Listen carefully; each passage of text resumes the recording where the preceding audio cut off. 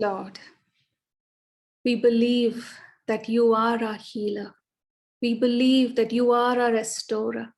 We believe, O Lord, that you are everything to us. This evening, even as we spend time in your presence, Father, we pray that every need will fade away.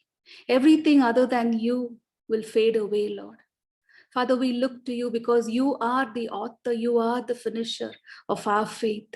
And so, Father, we pray that faith will arise. Even as we listen to your word, may our faith levels be stirred up, Lord. Lord, you said that if we have faith as small as a mustard seed, we can speak to the mountain and the mountains will move. And so, Father, this evening we ask for that increased measure of faith, Lord. Lord, if for any reason our faith levels are down, this evening we ask that you will stir us up. You will stir us up with your word.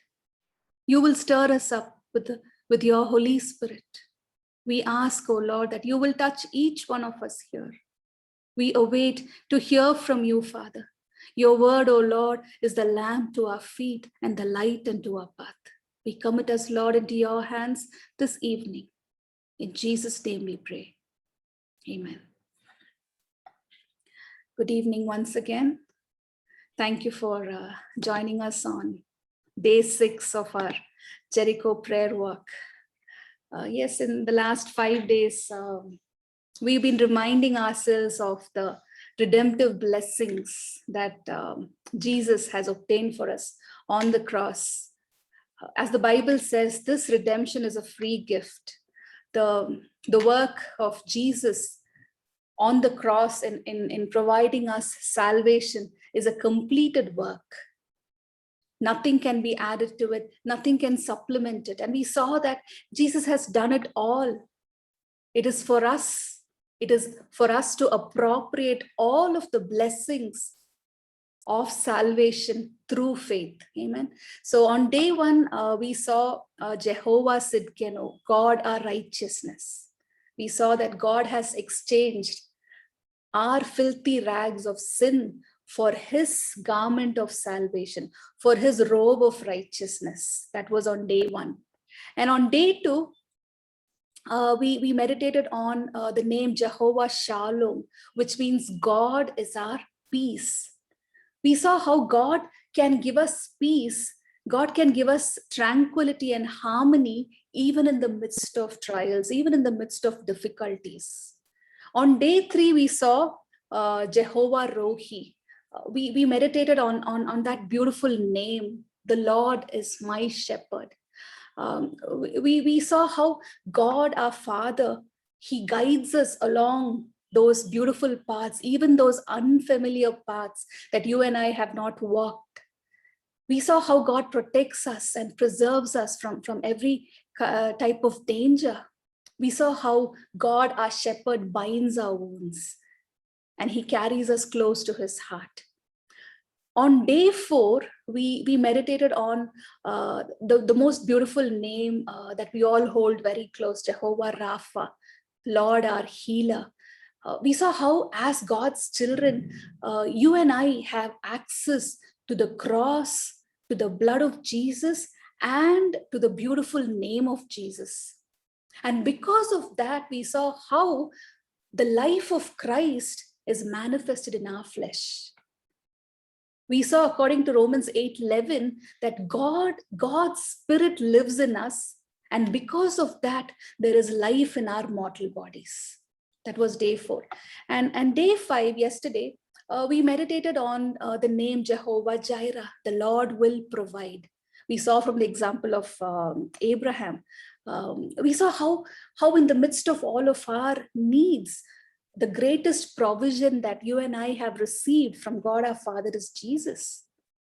That Jesus is our greatest need in the midst of everything else. We saw that Jesus is the answer to all of our needs. So that was for day 5. And today is day 6. Today we are going to meet with our companion. We're going to meet with our friend, our ever-present helper. And his name is Jehovah Shammah. The name Jehovah Shammah means the Lord is there. In Matthew 28:20, Jesus promises us, behold, I'm always with you, even to the end of age. So the Bible says that as children of God, you and I have been created in his image. That's what the Bible says. And because we have been created in God's image, the presence of God is supposed to be our natural habitat.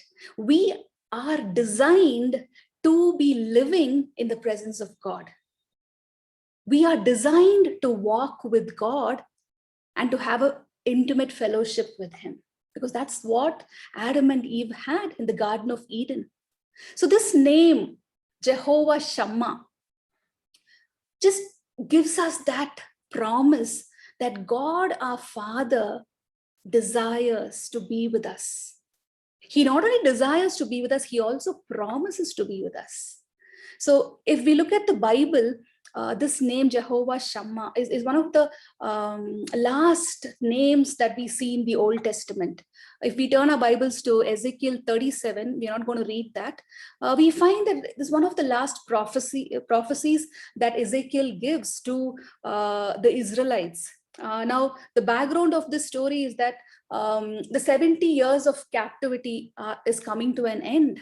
And Israel as a nation, all the hopes for it to be restored back as God's own nation is lost. So there is no hope that there would be a restoration. There is no hope that God's favor would ever be upon this nation.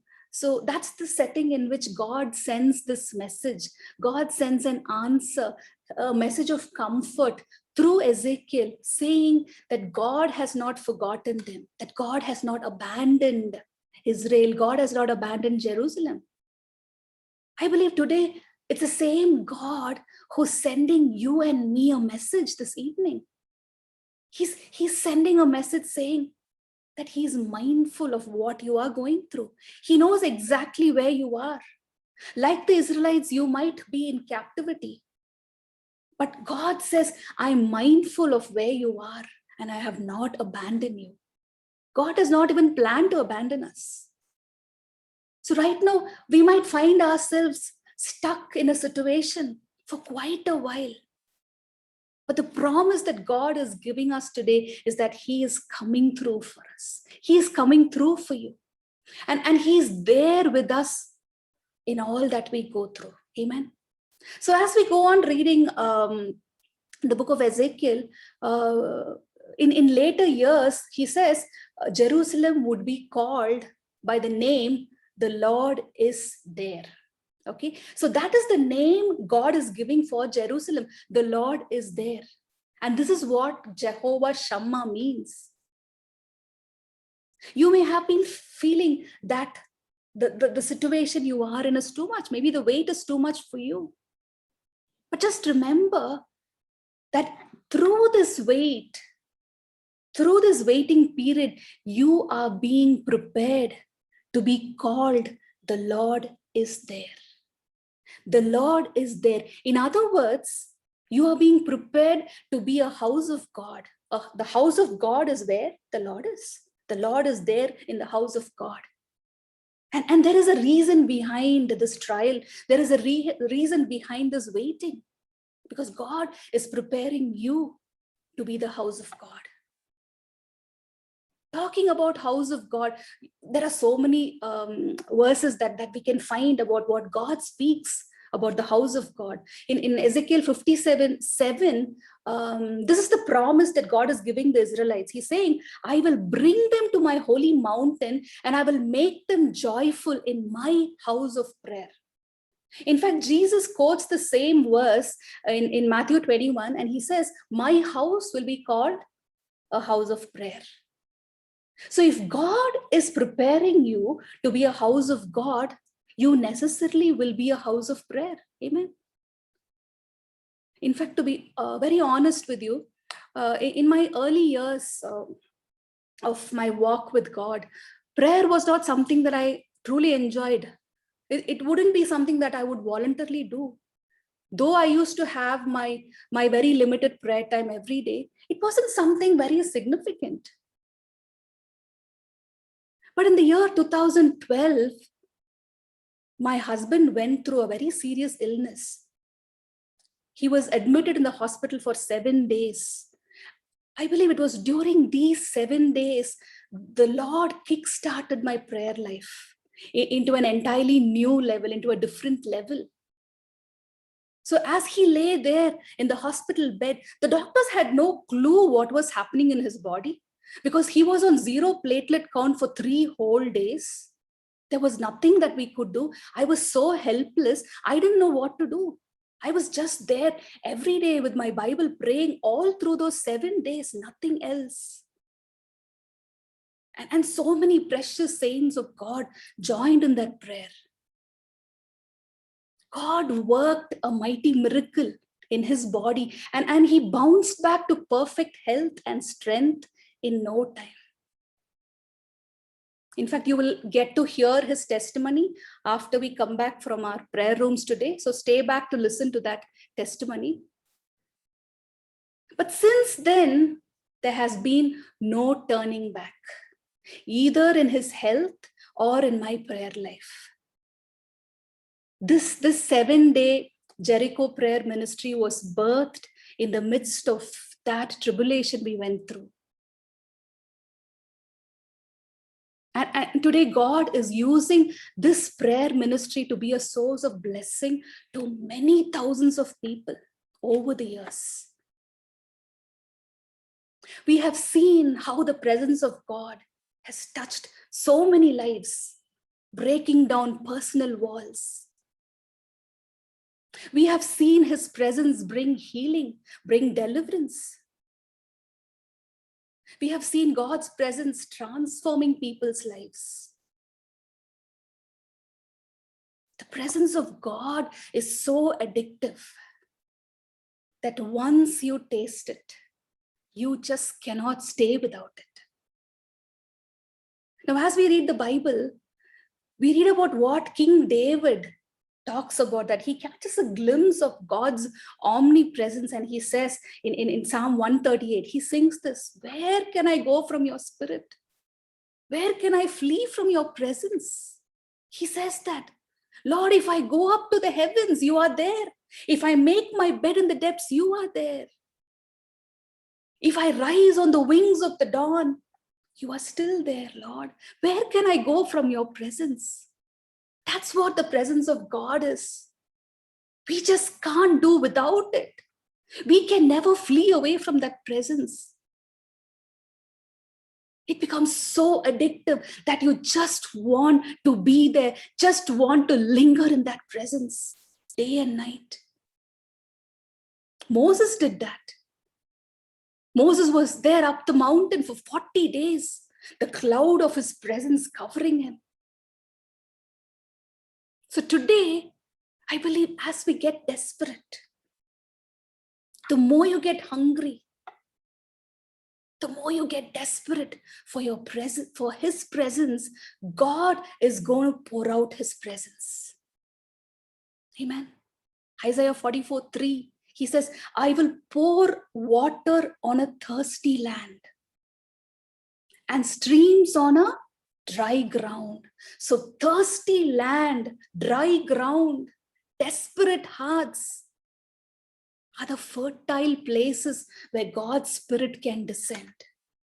So if today you have come dry, if today you feel I'm running on dry for a long time, I don't know what is going to satisfy my life,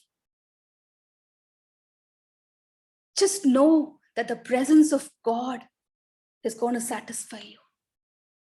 Amen. All we have to do is just tell him how hungry, how thirsty, how desperate you are for his presence. David got desperate. David got hungry. He cried out as the deer pants for the water. Lord, I pant for your presence. My flesh cries out. Have you ever had that experience of our flesh crying out for God's presence? Let that be your experience today. Get desperate. We get desperate for so many things. We get hungry and thirsty for so many things. Today, let's get desperate for His presence.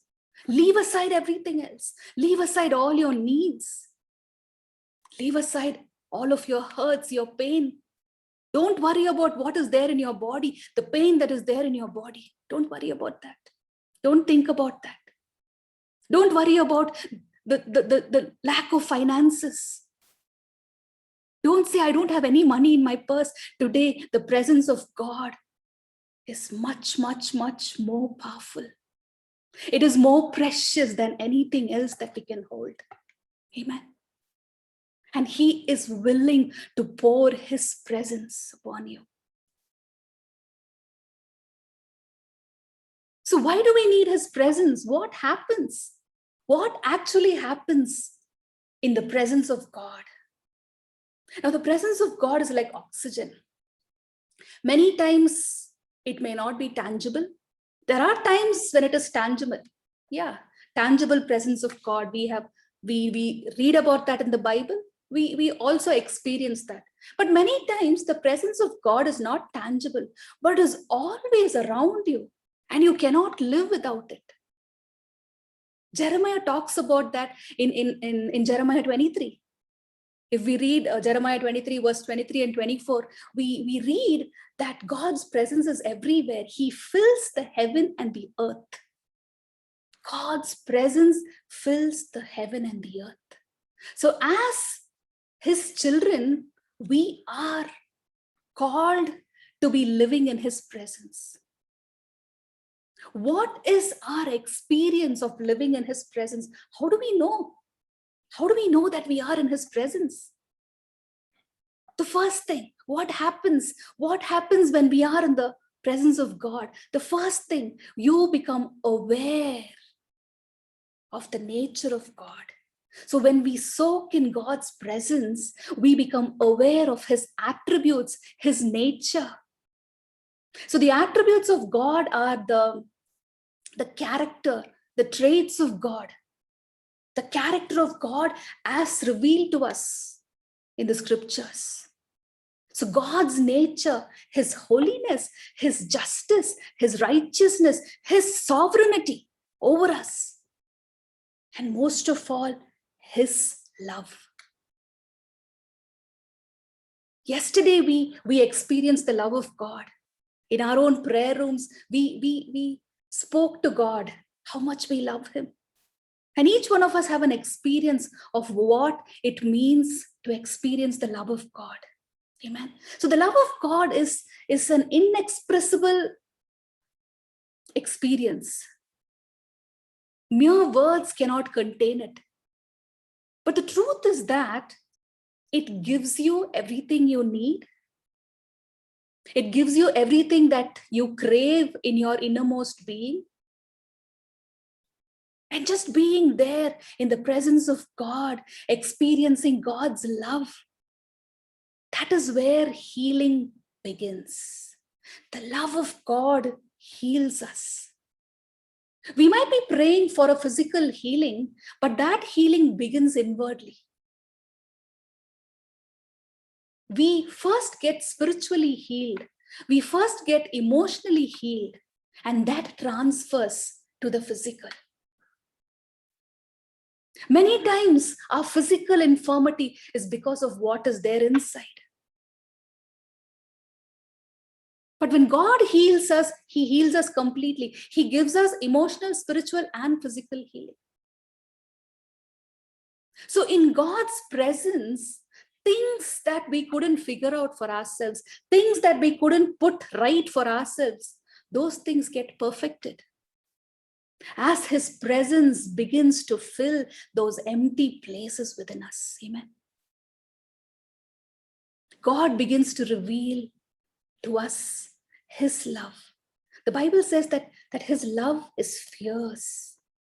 His love is strong.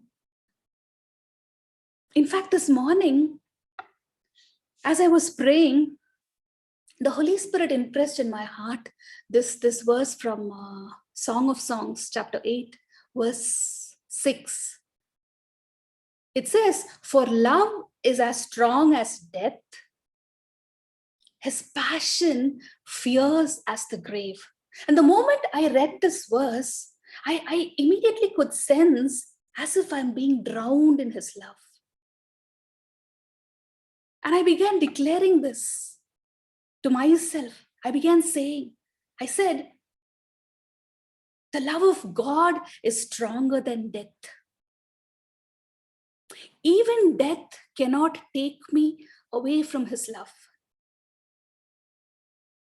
His love overwhelms. I began to say, his love can stop even death from taking hold of me. Death cannot take hold of me. And that's true, because for us who are in Christ, death has no power. Only the love of God can translate us from here to his eternal kingdom.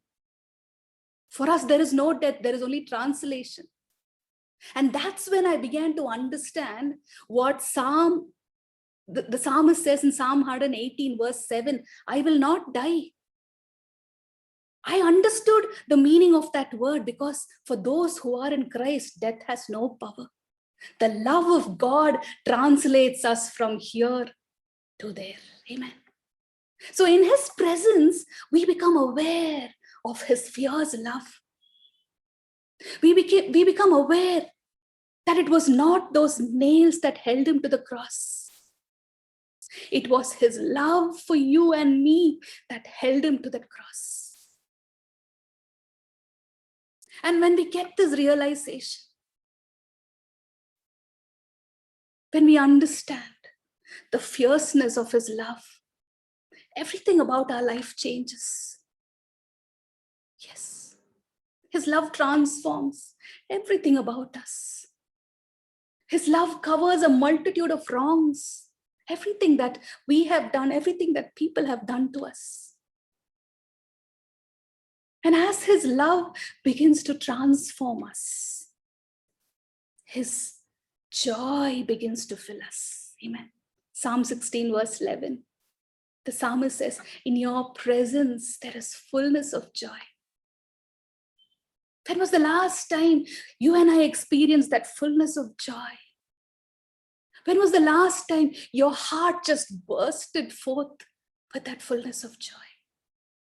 So in God's presence, you become aware of God's nature.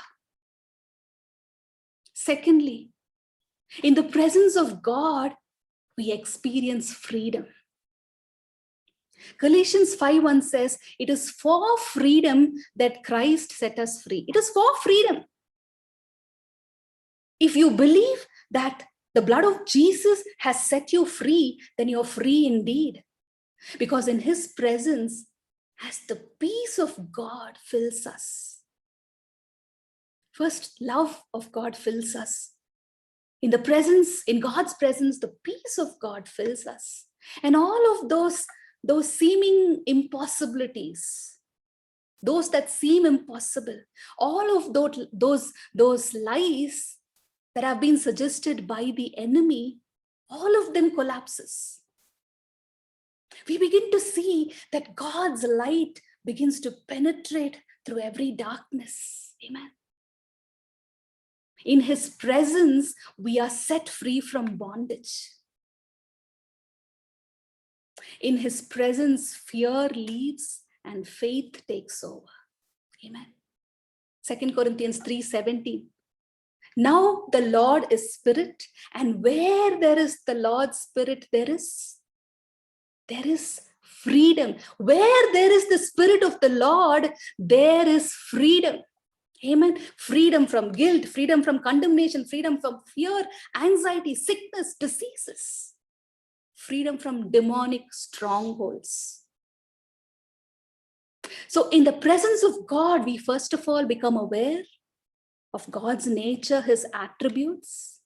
In the presence of God, we experience freedom. Finally, in God's presence, we become more like him. Amen. Just staying in his presence inspires you and me to grow up in him and like him. The more we grow up in him, the more we'll become like him. So his presence gives us the grace to overcome our fleshly nature. The more we spend time in God's presence, we will see that the flesh is being taken over by the Spirit. We receive grace to become all that God has made us to be. We live out of what has already been declared over us. Amen. He has made us righteous. He has made us holy. So we receive grace to become holy, to live a life that is pleasing to him. In his presence, we receive grace to walk as mature sons and daughters of the Most High God. We begin to understand our identity and we begin to walk accordingly. The more we linger with him, the more we become like him. Amen. We'll begin to talk like him. We begin to walk like him, and we will begin to do things like him. His nature rubs over us. 1 John 4:17 we read, "In this way, love has been perfected among us so that we will have the confidence on the day of judgment." We read, "For in this world, we are just like him." That's the truth. In this world, you and I are just like him. If we have to be just like him, we need to have more of him in us. Amen. 2 Corinthians 3:18. "And the Lord, who is the Spirit, makes us more and more and more like him as we are being changed into his glorious image." This is God's word, and that's the truth, that as more of his Spirit begins to linger in us, or as we linger in the presence of God, we become more and more and more like him. The Bible says that we are being changed into his glorious image. There's another translation which says we are becoming more like him with ever increasing glory by the Lord's Spirit. So we are becoming more like him every day. What a joy to know that every day when I spend time lingering there in his presence, I'm becoming like him. My nature is changing. My countenance changes. Everything about me changes. The way I talk, the way I walk, the way I do things changes with ever increasing glory. That's why he's here, to transform you and me into his glorious image, to make you and me more like him with ever increasing glory. And that is possible only in the presence of God. Amen. So as we spend time in God's presence, we become more aware of his nature. We experience God's freedom. And in his presence, we become more like him. Isn't it a wonderful thing to know that I'm being transformed into the image of my Maker? I'm going to be transformed or changed into his glorious image. People looking at me will not see me, but Jesus in me. And I believe that's the reason why John the Baptist prayed, "Lord, may I decrease and may he increase." Let that be our prayer today. May we decrease and may he increase. May his presence increase. We're going to spend some time in prayer today. As I mentioned earlier, yesterday, I said that we are going to be praying for the anointing of the Holy Spirit. Now is the time we're going to pray.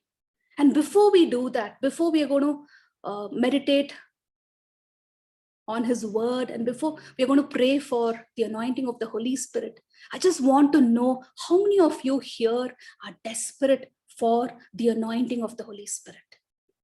If you are here to receive the anointing of the Holy Spirit, I want you to turn your videos on, because God wants to see those hungry hearts. He said he will pour out his Spirit on a dry and thirsty land. The presence of God is here. And if you have come here for an infilling, if you have come here for a touch from him, if you have come here desperate, saying, Lord, in the midst of this challenge, in the midst of this need, I need you to touch. Yes. I want you to open your videos and just say, Lord, I'm here. Just lift your hands. We're going to pray. We're going to pray. And before we pray, we're just going to listen to this song. Even as the song is being played, just prepare your heart. The presence of God is here. Just prepare your heart. Oh, sing it to him, sing God, yours. Oh God,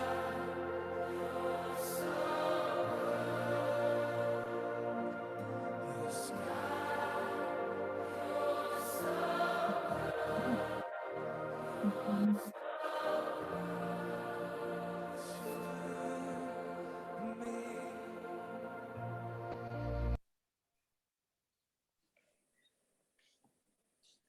Yes. We're going to pray for God to anoint us.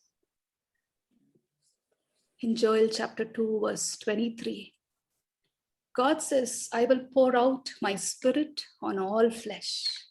He says, your sons and your daughters shall prophesy. Your old men shall dream dreams. Your young men shall see visions. This God who has promised to pour out his Spirit on all flesh, he has not excluded any of us. He says, even our sons, even our daughters shall prophesy. So today, if you have your children with you, I want you to place your hands on them. Your son, your daughter, place your hand on them. If they are not with you, stretch forth your hand. Stretch forth your hand, one hand towards yourself, one hand towards your children. And he says, your old men shall dream dreams. Your young men shall see visions. Today, our youngsters are saying so many things that is not appropriate. Today, we're going to cry and ask the Lord that he's going to pour out his Spirit, that he's going to anoint our young men. He's going to anoint our old men, that they see dreams, that they see visions. Amen. In Proverbs 1:23, God says, I will pour out my Spirit on you and I will make my words known to you. He says, when his Spirit comes upon you, you will know my word. That is God's promise today. So even as we hunger, even as we thirst, even as we say, Lord, I'm desperate for you, he's going to touch us. He's going to pour out his Spirit upon each one of us. So the higher the dryness, the more the Spirit. So begin to cry out. Begin to cry out. Ask in your own language, in your own way, just like you would ask your Father. Say, Lord, I'm desperate for you, Lord. I hunger for your presence, Lord. Lord, I just cannot do without your presence. Like David, cry out to him. Lord, where can I flee from your Spirit? Where can I run from your presence? I need a touch from you, Lord. I need you to anoint me today. Lord, you said, oh Lord, that whatever we ask of you, you will give it to us. You said, oh Lord, that if we ask in faith, You will grant it to us. And today we ask for nothing but your anointing, Lord. We need your anointing. We need your presence. In your presence, oh Lord, there is fullness of joy. In your presence, there is strength. In your presence, there is rest. Lord, in your presence, there is healing, there is wholeness, there is deliverance. Let's cry out, cry out, cry out for your children. Cry out for your family. We need the anointing of the Holy Spirit. Jesus said that when the Spirit comes upon you, He will teach you all things. We need our children to be taught by the Lord. So even as we cry out to Him, may His Spirit come. May His Spirit descend. May His Spirit come just like the way it came upon the early church. Even as the disciples were there in that upper room, as they were crying out in oneness, the Holy Spirit came upon them. And today we are here. We might be in different places, but we are one in our heart, one in spirit. We have one intention: to be filled with His Spirit. Lord, we do not want to leave this place unless you anoint us, Lord. We don't want to leave this place till you touch us. Cry out to Him. Tell Him that. Tell Him that you need Him more than anything else. Lord, we need you more than ever before. We need you, Lord. Come, Holy Spirit, come, have your way. Come, Holy Spirit, break down every walls. Break down every walls. Every Jericho wall be broken in the name of Jesus. Let those walls come tumbling down. May your presence intervene in all of our situations. Sweep over us, sweet Holy Spirit, sweep over us. Cry out, cry out. Dear saints of God, God is listening to you. He's listening to you. He's listening to what you are asking Him. Your faith activates. Your faith activates the supernatural. Your faith activates miracles. And today, even as you ask in faith, the presence of the Lord is going to break through. It's going to break through into your situations. Even as you cry out to the Lord, the presence of God is going to cover your house. It's going to come flooding into your home today. Oh, Father God, fill us, oh Lord, fill us till we are overflowing. Touch us, oh God, touch us. Begin to release yourself. Begin to release yourself. Even as you are empowered by the Spirit, begin to speak out. Begin to speak. If you are led to speak in tongues, speak it out. Just allow the Holy Spirit. Let Him have His way in this place. Have your way, oh Lord. You have your way. We give you the priority. We give you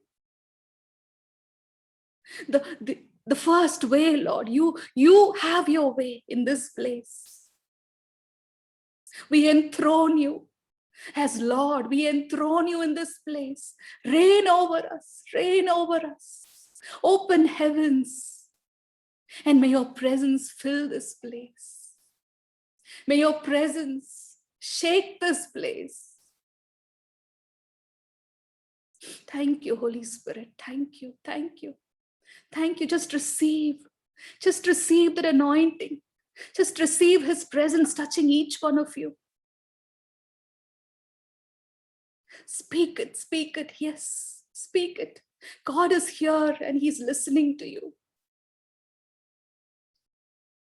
Whatever you ask in faith, He's granting it to you. Amen. Amen. Thank you, Lord. Thank you. There's someone here, you've been praying desperately for your child.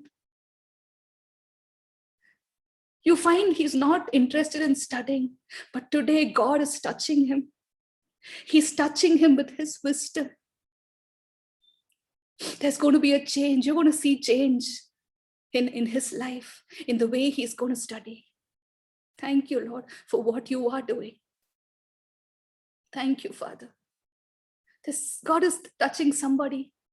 You have a knee problem. In fact, you have a kneecap right now. You have pain in your knees. And God is touching you. Receive that healing. Hallelujah. Hallelujah. God is touching people with gastritis. Place your hand on your stomach. His healing presence is flowing into your stomach this evening. You are not going to be the same. Receive this miracle. Receive your supernatural healing, your deliverance. God is touching you. Receive. God is touching people with bladder disorders. If you are here and if you have a bladder disorder, place your hand on your stomach and receive that deliverance, receive that healing. God is touching you.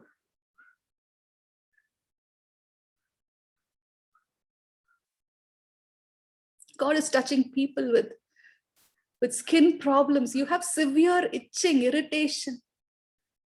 God is touching you right now. Receive that supernatural healing. When God sets you free, you are free indeed. Whom the Son sets free is free.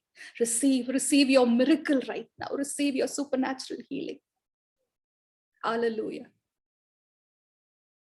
There are people here, you are worried about your jobs. You are praying for your job promotions. You've been waiting for one. You've been waiting for a promotion. You've been waiting for an expansion in your career. Today, God is going to set things right for you. He's going to move the right people in your favor. And God is going to do something that you never thought possible. Receive it. Receive it in faith. If the Lord is doing, no man can stop it. Receive it in the name of Jesus. Hallelujah. There are people here with scars. You have scars in your body. There is a scar in your leg. It looks like a burnt scar. Place your hand on that scar in your leg or in whichever part of the body. Place your hand on those scars and receive a supernatural miracle. The miracle worker is here in our midst. There isn't anything that he cannot do. Nothing is too hard for him. He said, I am the Lord of all flesh. Is there anything too hard for me? Do you believe it? Do you believe it?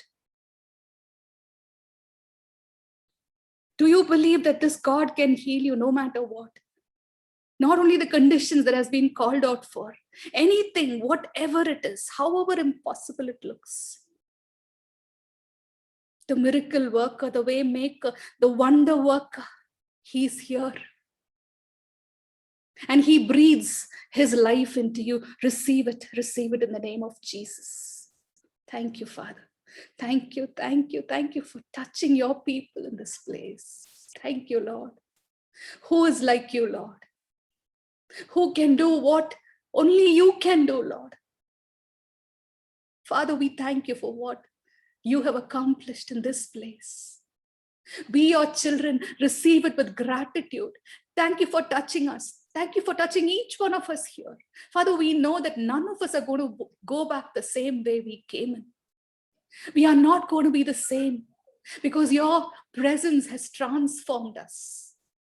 We have been changed into marvelous glory, Lord, into your glory. And Father, we know that you are moving us from one level of glory to the next level, from one level of strength to the next level of strength. So we give you all the glory. We give you all the honor. all the adoration. In Jesus' precious name we pray.